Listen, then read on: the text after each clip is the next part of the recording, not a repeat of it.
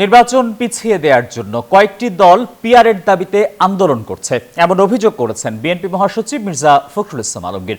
রোববার Dhaka reporters unity মিলনায়তনে এক স্মরণ সভায় এই অভিযোগ করেন তিনি। বলেন, কারো চাপিয়ে দেয়া পিআর পদ্ধতি জনগণ মেনে নেবে না। বিএনপি ক্ষমতায় গেলে তারেক রহমানের নেতৃত্বে একটি স্বনির্ভর ও আত্মমর্যাদাশীল বাংলাদেশ বিনির্মাণ করা হবে বলেও জানান তিনি। ফেব্রুয়ারিতে জাতীয় নির্বাচন ধরেই প্রস্তুত হচ্ছে বিএনপি। সভা সমাবেশের পাশাপাশি এখন দলটির নজর গণসংযোগে। তবে বিএনপিকে চাপে রাখতে জুলাই সনদ আর পিআর পদ্ধতিতে ভোটের দাবিতে সমমনা কয়েকটি দলকে নিয়ে রাজপথ গরম করছে জামায়াত। নির্বাচনের তোড়জোড়ের মধ্যে পিআর পদ্ধতিতে নির্বাচনের দাবিকে ষড়যন্ত্র হিসেবে দেখছে বিএনপি। রোববার ঢাকা রিপোর্টার্স ইউনিটিতে এক স্মরণ সভায় বিএনপি মহাসচিব মির্জা ফখরুল ইসলাম আলমগীর বলেন, বাংলাদেশের বাস্তবতায় পিআর যৌক্তিক নয়।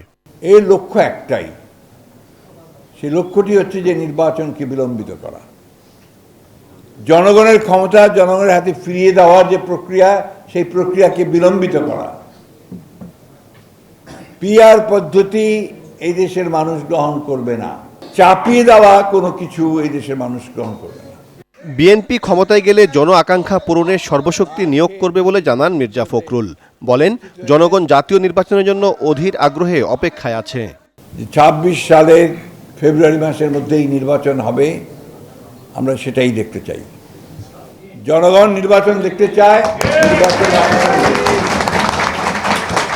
এবং সেই নির্বাচনের মধ্য দিয়ে গণতান্ত্রিক ব্যবস্থায় ফিরে যেতে চায়। যে সুযোগ আমরা পেয়েছি বাংলাদেশকে নতুন করে একটা গণতান্ত্রিক রাষ্ট্র হিসেবে গড়ে তুলবার, সেই সুযোগ যেন আমরা না হারাই। মির্জা ফখরুল বলেন, বিএনপি সংস্কারের বিপক্ষে নয়। সংস্কারের যেসব বিষয়ে একমত হওয়া যায়নি সেসব বিষয় রাজনৈতিক দলগুলো নির্বাচনী ইশতেহারে উপস্থাপন করতে পারে বলে মন্তব্য করেন তিনি। সংস্কারের মধ্যেই বিএনপির জন্ম হয়েছে। সামাজিক মাধ্যমে গুজব ও অপপ্রচারে কান না দিতে দেশবাসীকে আহ্বান জানান বিএনপি মহাসচিব। এই দেশের মানুষ কখনো ভুল। সাইফুল ইসলাম, নিউজ 24, ঢাকা।